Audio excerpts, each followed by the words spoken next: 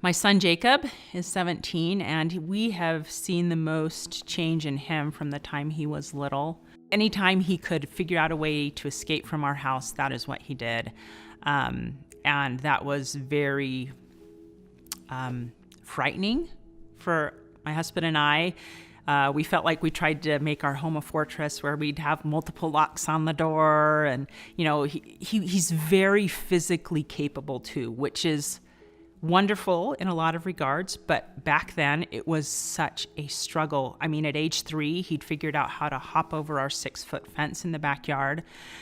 And when we figured out, okay, we got to cover up all the horizontal slats, he would then push the little, those little red and yellow cars over to the side, and he would jump on that. And so he's a problem solver in his mind. And then so that disappeared, and then he'd take the sand toys and stack them up and jump over the fence again. We're just like, what do we do? Finally those disappeared, and then he would put his little fingers in the cracks in between the wooden fence and kind of Spider-Man crawl his way over the fence. And I just remember thinking, dear God, what do I do with this child?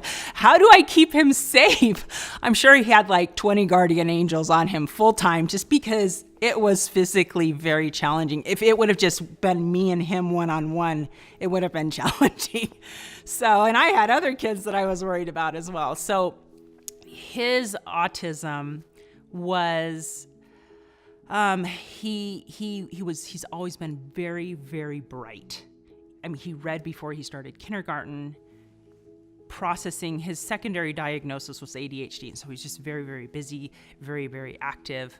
And he has come so far. Like, I think back to the child he was, and I remember trying to even picture my future when he was little, and it was just so overwhelming for me to try to picture what my future was going to look like when my kids were just so exhausting all the time. And I never would have imagined that he'd get a part-time job in high school. Never would have thought that possible, and yet he did this summer. In schoolwork, he has gone from like his first year in school, in kindergarten, spending 90% of his time in the little autism classroom that he was in, to the second year, it was flip-flopped. He spent 90% of his time in regular education with an aide. And as we progress through the school years, he has become more and more able to interact with regular ed children, and to this point where he's not in any special ed classes now in high school, which is almost unheard of. These kids don't usually move through special ed. He still has a few minor accommodations, but he really does function pretty well on his own. He still struggles with social things, but he's really doing very, very well. And so, taking the daily essential nutrients, we probably started him 5 years ago on those. And I think they really do help him focus when he takes them.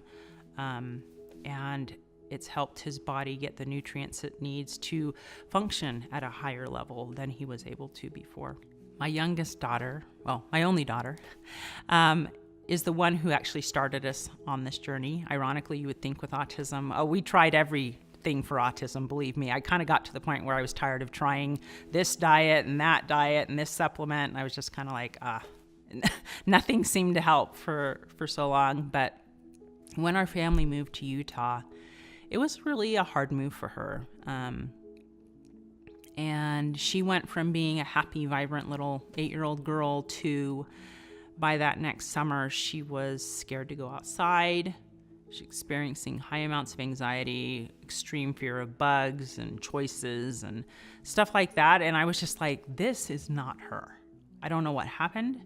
And so we went and talked to her doctor about the anxiety. He says, maybe we should get her into a counselor. And so I tried calling several counselors, but she was young enough that they're just like, well, we don't deal with kids that young. And so I'm kind of like, what do I do now?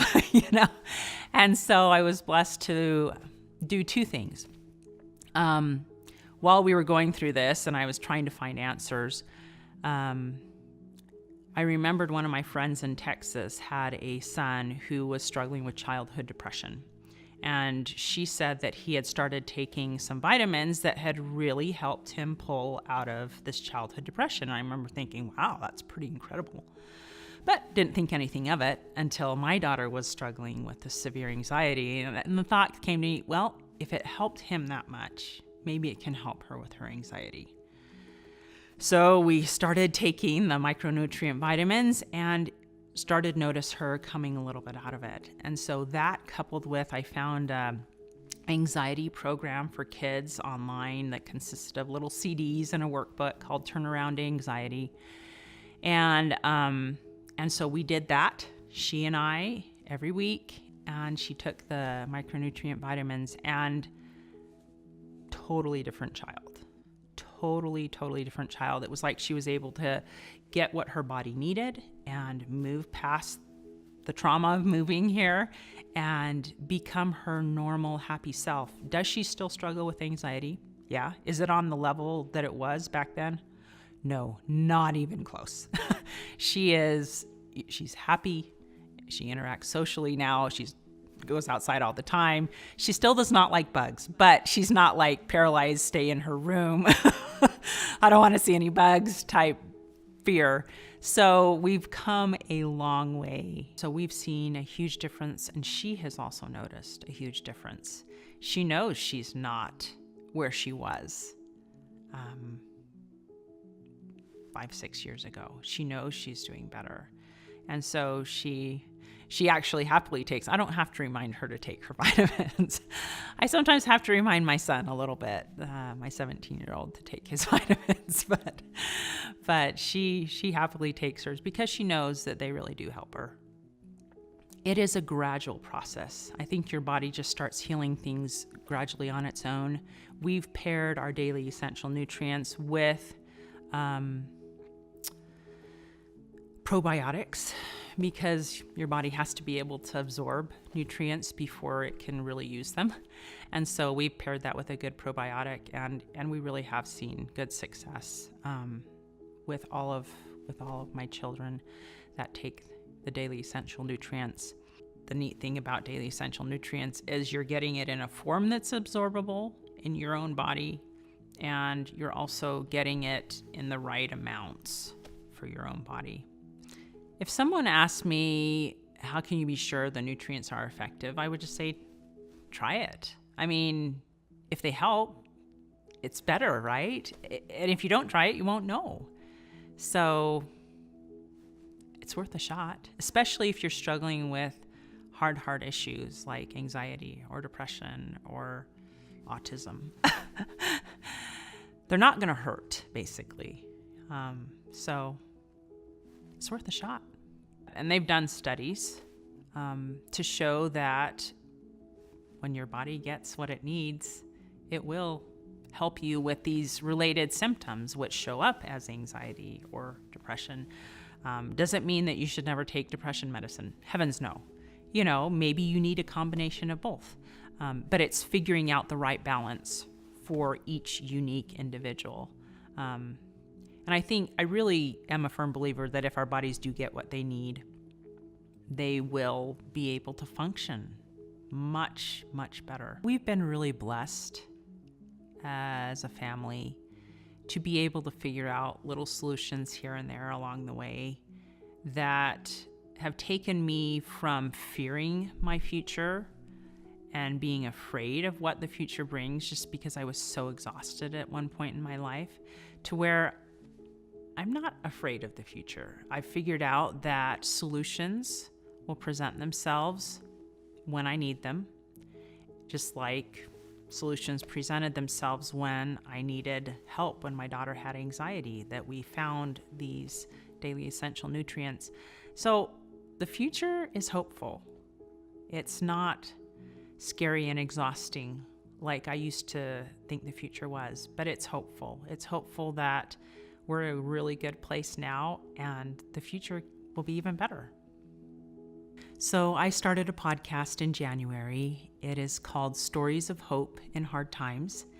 And in it, it's an interview style podcast. So I interview a different guest every week. And I ask them to tell me about the hard times in their life and the lessons they learned from those hard times, and then how they made it through with God's help.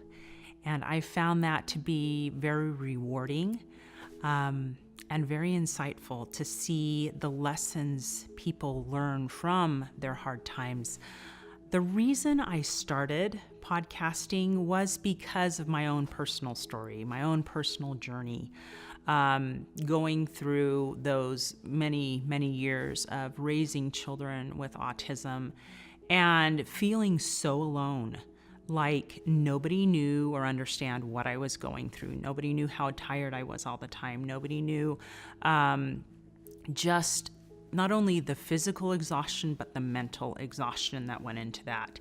And so I just remember feeling so alone. And so my goal with my podcast, and I also wrote a book called Normal for Me, my goal with both of those is to dispel that myth that we are alone, especially when we're in hard times, because it is so disempowering to feel alone in a situation when you're exhausted mentally and physically. And so I found it to be very rewarding as I've asked people what they think about the podcast. I've just had some amazing responses, both people learning about different people's lives, but the lessons pulled from those things are just worth their weight in gold. I had a cute friend say, I am binge listening to your podcast right now. And I said, oh, what do you think? And she said, I've come to realize my life isn't so bad after all. And this is a person who has been through cancer, and so sometimes I think when we look at other people's lives and say, wow, that was a hard thing for them to go through, sometimes it helps us realize that maybe our life isn't so bad after all. And we're not alone in struggles, right? We all struggle. My book, Normal for Me, was the catalyst for the whole project.